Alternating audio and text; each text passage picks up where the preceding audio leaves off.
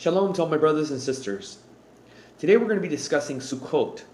How do Karaite Jews keep Sukkot according to only the written scripture? Now again, this is mind-boggling to an Orthodox Jew, a Rabbinite, Pharisaic.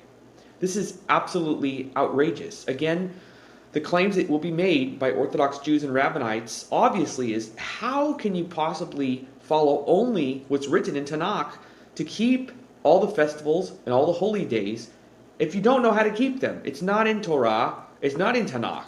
Now this is what will be thrown and make you want, sometimes it'll confuse people, like maybe it's true, it really is not so clear. This is the Karaite answer to such things. Let's deal with Sukkot. This is a very important observance. Okay? Due to its importance, it is imperative to understand how to correctly celebrate this holiday. And I think we can all agree on this. It's very, very important. Now, how can Karaites follow this and feel confident, especially newcomers? I'm talking about newcomers. How can one feel confident that the Karaites who follow Scripture alone, the Hebrew Scriptures alone, how can they be certain that they do not need Talmudic interpretations to follow these holidays? To acquire the correct understanding of how to celebrate this holiday and other holidays requires a thorough search, again, of Tanakh. What is the motto of the Karaite creeds? Search the scriptures well and do not rely upon your own interpretation. The authority is the words of Elohim. So therefore, search the scriptures well. That's the point. That means study hard, study intensely, study carefully every single day. Okay? In Leviticus chapter 23, verse 40, we are commanded to take, listen carefully, take on the first day of Sukkot a splendorous fruit tree, date palms, the branch of a thick tree, and willows of the creek. Now, rabbinic tradition and law dictates that these four items, referred to as the four species, be carried in a bundle called a lulav and etrog, and waved during prayer service. Describing this bundle, the Talmud states, Rabbi Ishmael says 3 myrtle and 2 willow branches, 1 palm branch, and 1 citron. Rabbi Akiva says, just as there is only one palm branch, only one, and 1 citron, so too is there only 1 myrtle and 1 myrtle branch. You can find this in the Mishnah, Sukkot, chapter 3, verse 4. Here, 2 prominent rabbis, very, very important rabbis, argue over the exact specifications of how to keep Sukkot. Supposedly given these instructions, based in the Talmud, according to them, were given at Mount Sinai by Elohim, by God himself. Okay? Regarding how to construct the lulav. Karaites point to such disagreements as proof that the words of the Talmud did not come from God directly, but rather from men, since God would not consistently and overtly contradict himself. It may be unclear to the modern reader of the Torah exactly what one is to do with the items taken on the first day. Okay? It's obvious. However, clarification is given in later books of the Tanakh. In the book of Nehemiah, the Israelites rediscover for themselves the true meaning of the commandments of Sukkot. Now listen carefully. And they found the written Torah that Yehovah commanded through Moshe. They found written in the Torah that Yehovah commanded through Moshe that the children of Israel dwell in booths, Sukkot, in the 7th month.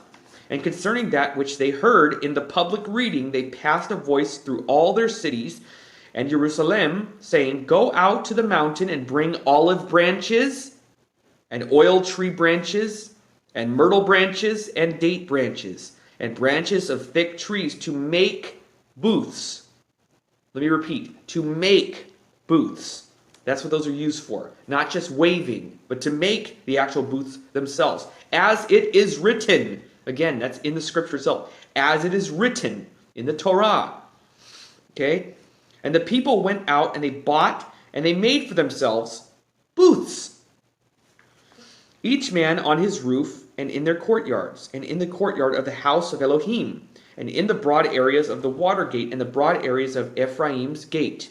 This is in Nehemiah chapter 8, verses 14 through 16. Please read it for yourselves. It's very, very important. Clearly, according to the book of Nehemiah, the 4 species are to be used as materials for building a Sukkot.